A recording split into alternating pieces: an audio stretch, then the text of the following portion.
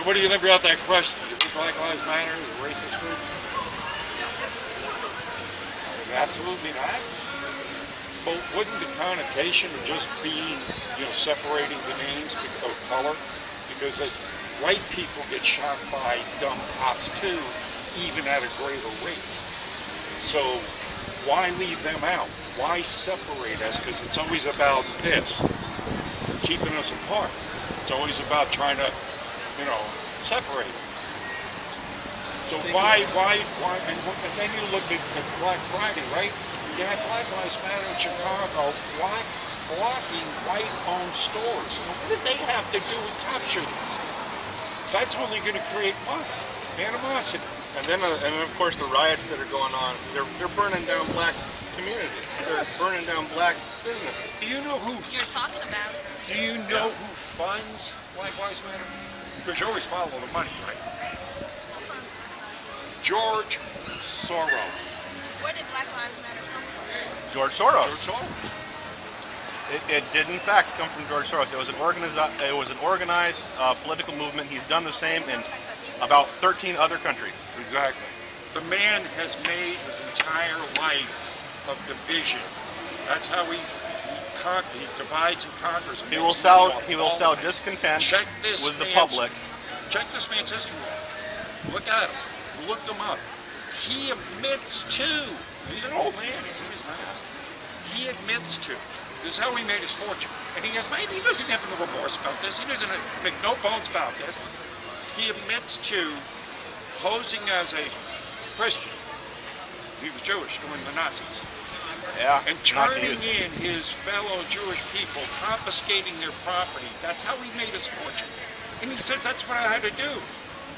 But he says, I just did what I had to do to survive.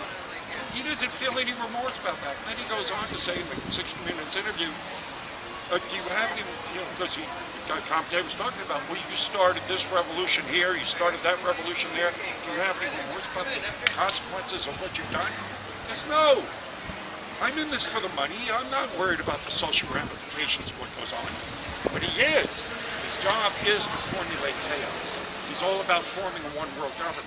He wants us all fighting with one another. He's explicitly stated in that same... Inherently in its name, even if it started out good, if a group starts out good and becomes popular, he will infiltrate it. He will start pouring people and money into it.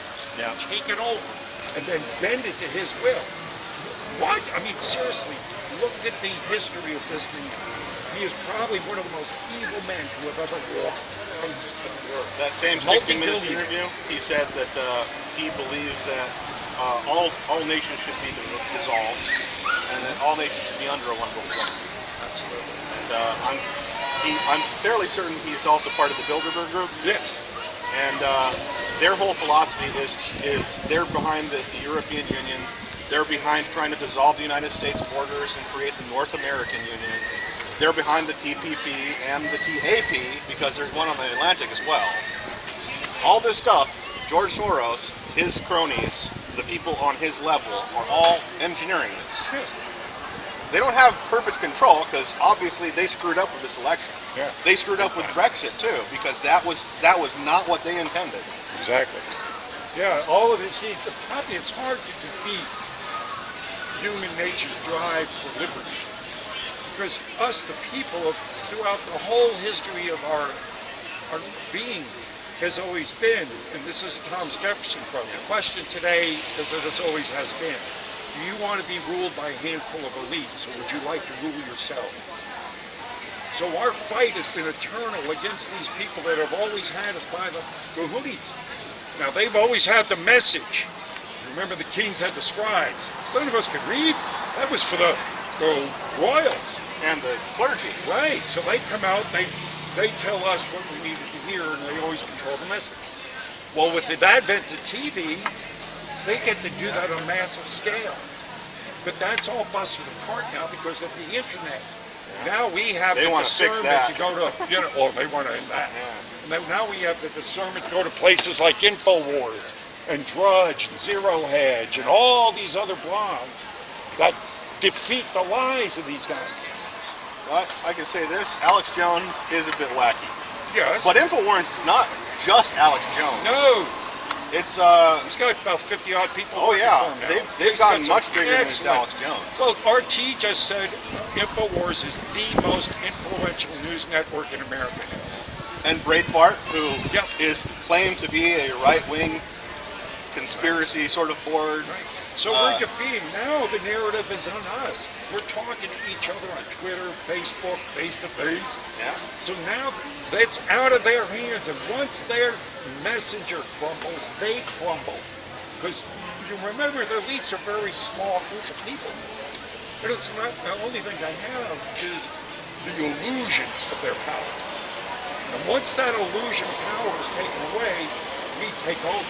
That's what's happening now. That's what the Trump revolution was, Bernie Sanders revolution was, Brexit was. That's what the populist movement around the world is. People are getting tired of BS, and they're getting information from sources other than them. Two things to remember. What you guys are doing, standing here just listening to us, that is the most sacred thing in the United States. Listening to people who you may or may not agree with, and making your own informed decisions. Most important thing in this country. Second thing is, the division that they sow is to separate us by things like race, color, ethnicity. Economically. But the economic is the only true actual separation, because the elites are the ones that are powerful with the money. Yes, they control that. And they don't want to talk about, neither party wants to talk about the economic instability in our nation and how less than 1,000 people own 95% of the wealth in this country. And it's not us. We're not the ones who keep fighting amongst ourselves. We need to take care of them because they have robbed all of us. Yes. Exactly. So if we want to thrive again, now that we know who they are, we know their names now. We know who they are, we know where they hang out, where they live, we know it all. So if we want to truly get our wealth back, we go after them and quit fighting with each other. Oh, and they're into some dirty stuff. Ooh. Did you hear about the Pizzagate Reddit being closed? Yeah, the most evil. You don't know what I'm talking about. It's do you? demonic. No. Let these people, when you get into this, it There becomes is some demonic. strong evidence that a lot of the people in Washington and the power elites are into child trafficking for sex. Oh, they are. Well, that's true. If you go back as far as the first Bush administration, Yeah. the Franklin cover-up. Larry King, who was the head of Boys Town at the time, was also a sadistic pedophile who ran a child prostitution ring from Boys Town into the White House, into the first Daddy Bush White House. Then there's That was there's uncovered Haiti by with the Washington the Times. Clinton Foundation. Yes. There were children disappearing in Yes. Haiti who had parents. They Yes. were not orphans. Yes. No. So it cost $20,000 to slit a child's throat in the presence of Hillary Clinton. Really? I hadn't heard that. Yeah. That's the going price. To kill a child in front of Hillary Clinton would cost you $20,000. I'd have to look into that. I haven't heard that yet. But yeah. This is stuff I hate getting into and investigating. Well, it's hard for a lot of people to believe this stuff because But us then look average at the people. Franklin cover-up. I mean, that was supposed to be aired. They uncovered this. This guy, Larry King, had a house in Washington. He used to throw parties at it. And he would have hidden cameras all over it. And it's, first it was like, party had started off, congenial. But as the night progressed, it was the drugs, and then later on the children were brought in. So we had all these congressmen and senators and everybody having sex with the children.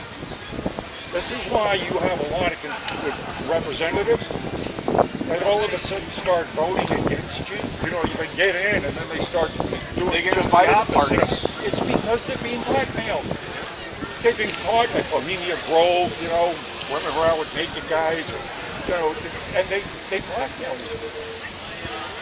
So They invite the young cover-up, impressionable you can watch senators to their parties, Yeah. and then they get them in a situation, take compromising photos and videotape, and then they're Skull and trapped bones. because their career and life is over. Because if you get on the sex offender registry, your life is over. Or they obey their masters and they do what their masters tell them. So how do you fight a system like that? Knowledge. Knowledge is power. I mean, just you knowing this now, and you start getting into it, is going to create a reaction in you, and then you're going to ask yourself, how do I fight this? What are my talents, and what can I do to get this message out? Because it's all about just, once it reaches a certain percentage, a certain volume, it begets action, and action is where we. That's why they lost this election, is because people are finding out about stuff that they don't. They have controlled the classical media for 60 years, probably longer than that. Oh yeah. But the internet has no control. You ban someone on the internet, there's another website they can go to. They can talk about their information, and that's the thing, is people are talking to each other. People are using things like Twitter to talk to each other, and even Twitter is trying to ban people who are talking about things. Milo Yiannopoulos from Breitbart got banned because he insulted Leslie Jones. But there's people who have threatened Donald Trump's life, as in they said they were going to go and assassinate him, who are still on Twitter. Still on. That makes no sense. Someone gets insulted, they get banned. Someone threatens to assassinate the president-elect, they're free. They're trying desperately to put controls on the internet, like they, like that control the message online. They want to be gatekeepers. Now the meaning is fake news.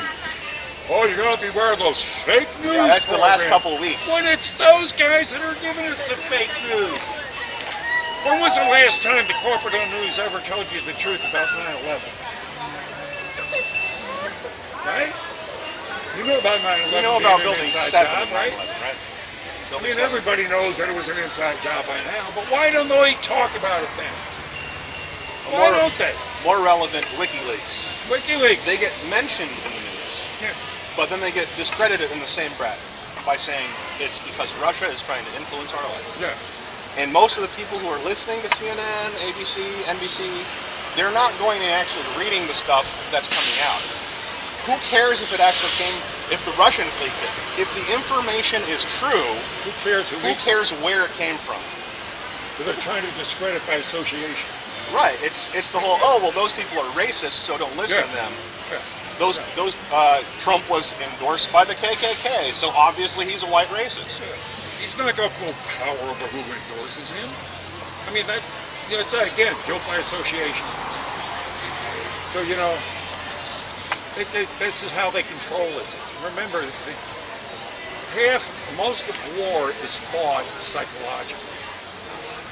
So, if you can get your... The KGB learned that. Yeah.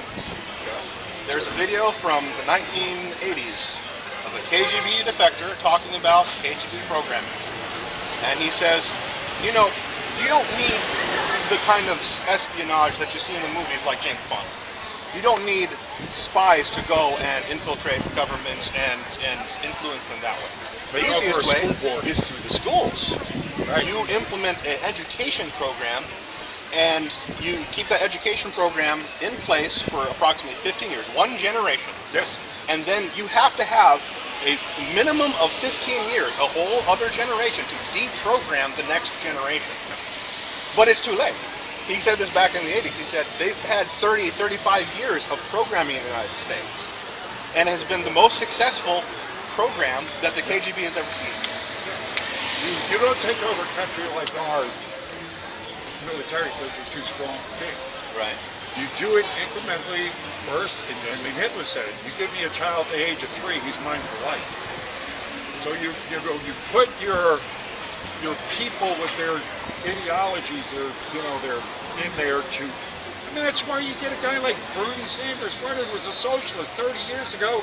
That wouldn't even be a wet dream in this country to have a socialist running for office. But after you put, several generations of people indoctrinated into the socialist programs, that sounds plausible. Oh, it sounds good. And they completely forget that the whole socialist program is built on a lie. You sucker you in with populist messages, and then turn around when you get in and take it all away. Whatever you think of taxes, baby. All the different socialist programs, there's always some small percentage of people who are those worst examples that get bandied about by, say, extreme right people. There is always a percentage of people that are the ones that are leeches of society. That's not necessarily the whole of those programs. But if you look at it from an intergenerational perspective, that percentage increases over time.